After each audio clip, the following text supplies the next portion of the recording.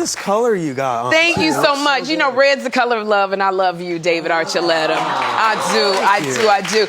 But, you know, and I remember you. I remember watching you. You were this adorable teenager on American Idol, and I love.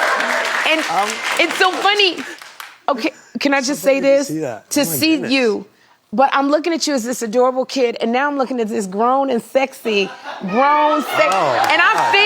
I feel so old. Like when you see, when you see this picture, like what do you think?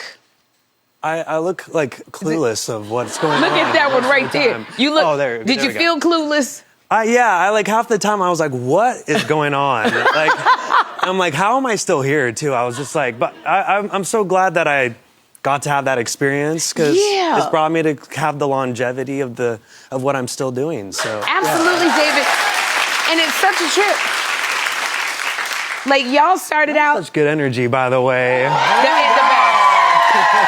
The best energy. It was so funny because I was talking about the American Idol alum Fantasia in my Hot Topics. Oh my gosh, that was so beautiful. Have you ever met her? I have. I saw her in The Color Purple. Okay. And she brought me to tears. Yeah. And you know, when I had my finale, one of the producers came up to me, and I wish they didn't because I'm so I'm glad, but I'm also upset about it because they said, you know who wanted to do a duet with you during the finale? Was Fantasia. Really? And they're like, but you're not going to sing with her. I was like, why would you tell me that? Oh my gosh. You know, that's one of my heroes. Like, I grew up listening and like singing, I believe in the stars across the sky. Oh my gosh.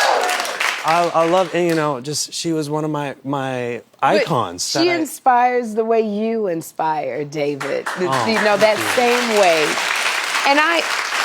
And I just remember, you know, like you were 17 and like your whole world exploded. You became this instant superstar. And then you did a huge TV appearances like Hannah Montana. You had albums that just were like huge. Oh my gosh, look at baby David. But like baby you Archie. were big. That's what I remember, David. And then I just was like, where is he? You had stepped away from the spotlight. I did, yeah. Why did you do that? I was a very devout Latter-day Saint, AKA Mormon. Okay. And I became a missionary for 2 years. I was a Mormon missionary, like the Book of Mormon musical. Have y'all seen that? Yeah.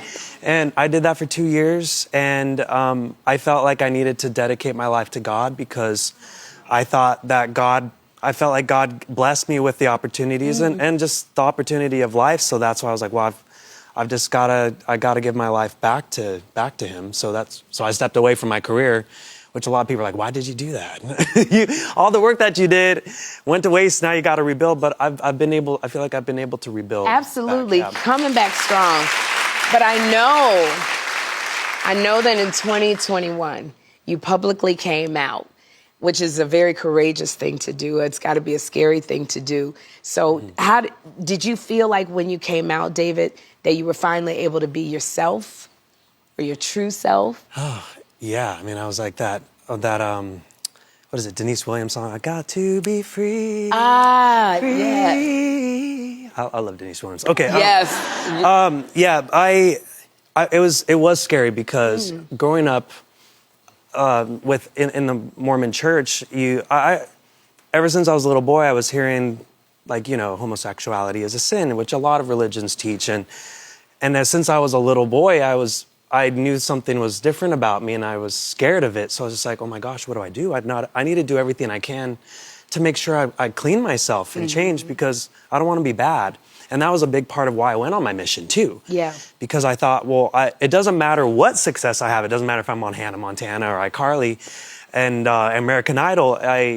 If I'm bad inside, then what good is anything happening on the outside? And so I didn't feel worthy of any of the praise or success I was getting.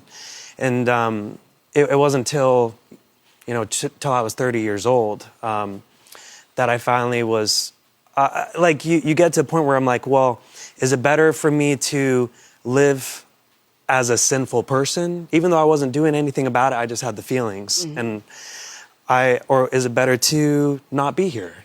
And so I was kind of looking, I'm like, well, what's going to be, if my eternal salvation is at stake, why would I why would I accept what I am? And maybe God doesn't like me because I've been praying to change.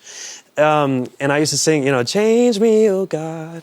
All the time by Tamela Mann, which I love that song. But I listened to it too many times hoping that God would change me, and I realized.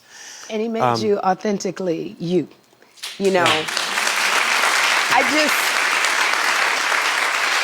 It's like, I love that you fully embraced yourself. You were a big pillar in the Mormon community.